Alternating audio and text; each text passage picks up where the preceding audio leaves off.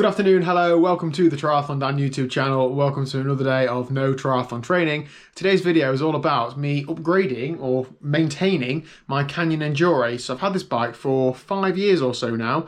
Bought it at the end of 2016. Bought it pretty much as it is now, other than it was grey. I've had it resprayed since then. And it's been my everyday bike. It was my first ever carbon road bike. I've used it for endurance events. I've used it for races, crit racing, chain gangs, absolutely every kind of riding you think. Now, as you progress through triathlon and cycling, you quickly collect more bikes. So this has become my climbing bike. So it's meant that I'm not using it quite as much. I tend to use it in the winter a bit as well and out on the hilly rides and stuff. So that's what I build it in mind. So I've had the wheels that are on it now since I bought the bike. So these are DT Swiss RR21 die cut wheels. They are quite light, and I think they're about 1450 grams. And these are the wheels that it came with from the factory. Now, if you look at the actual rims, so these are rim brake, you can see that they're fairly worn. Now, a couple of years ago, I had this bike at a shop, and I took it in because the DI2 was playing up again, and they informed me that my wheels needed changing. That was about 2 years ago, so therefore I thought 2 years on I should probably swap them. On the rims, you can normally see there'll be some sort of wear indicators on the rims when your brake pads have worn into them. However, I've actually worn past those. You can't see them anywhere. I can see better with a light or not. And I don't know if you can see, but there, the rim has actually split. So the brake track has split. It's not actually resulted in it failing. However, it's only a matter of time before it does. The rear wheels often wear faster than the front wheels because your front wheel you tend to jam on and off, and the rear wheel is like a trailing brake. Like if you, or how I ride, you go around a long corner, you might just dab the rear brake and hold it on for a while, and that's why it tends to wear pretty quickly.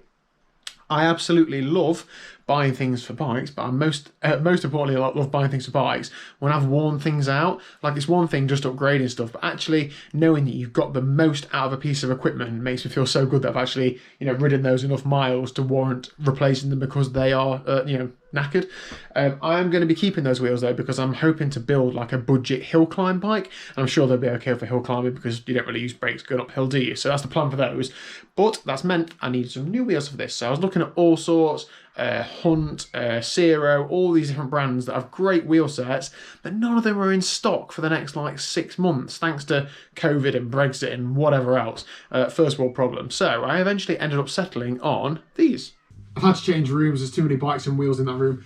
So these are my new wheels. Now these are Wiggle own brands. These are Prime Attacker, I've probably not said that right, wheels. They are Shimano 910 11 speed. They are 1550 grams, so they're slightly heavier than the other wheels I've got. However, I couldn't really find anything that was much lighter, and I think 50 to 100 grams I'm not going to worry about too much.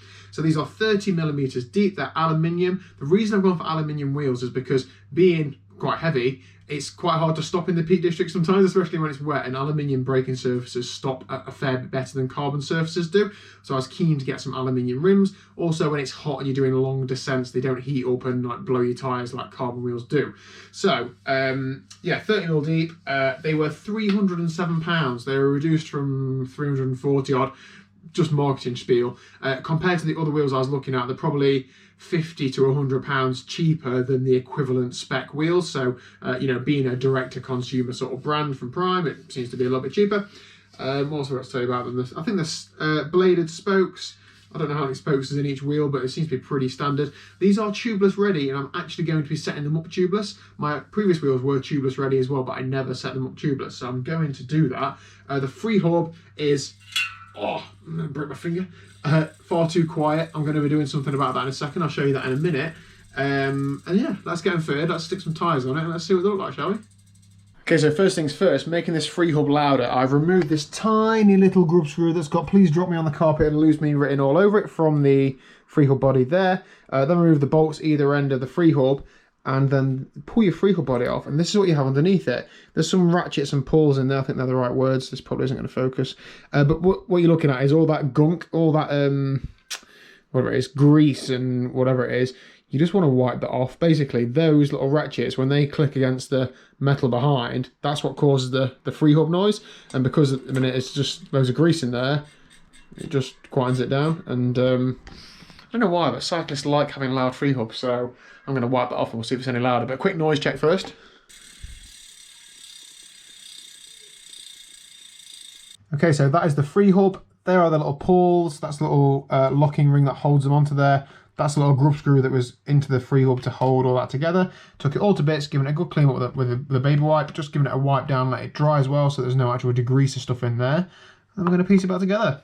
Okay, pieced it back together, still got a couple of bolts to put in, but other than that, the Freehub is on. Let's do a noise check.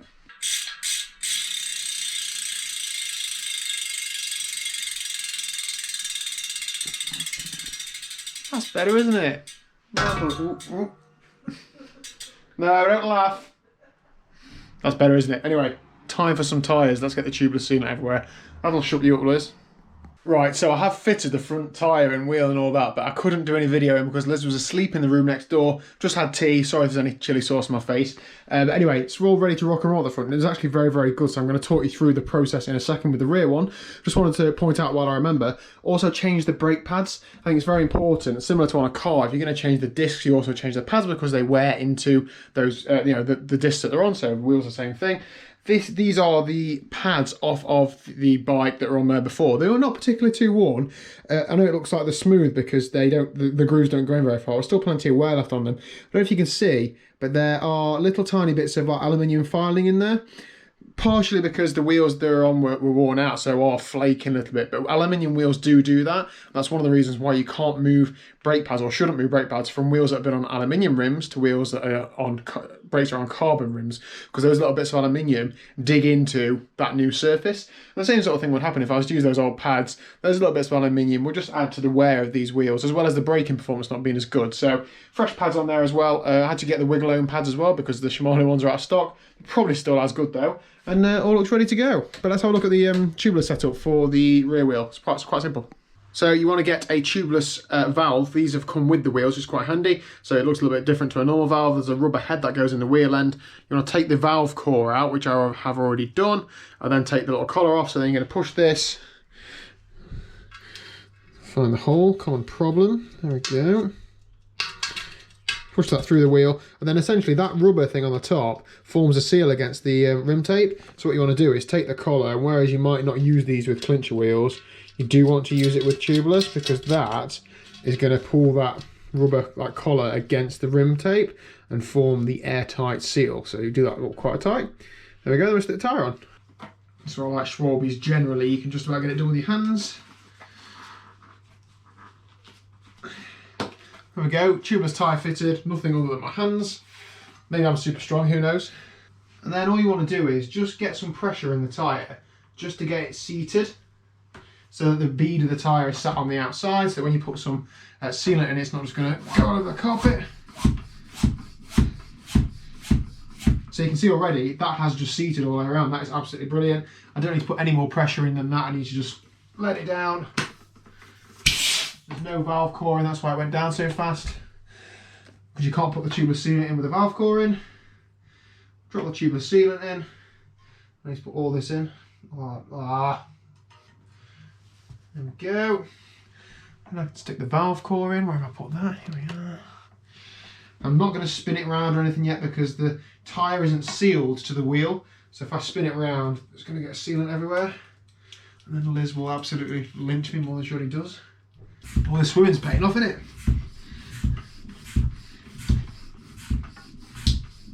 You just hear the little clicks. That's like the tyre just seating firmly against the sidewall. Then you want to just give the sealant a chance to spin around the wheel. That's a bit faster than that.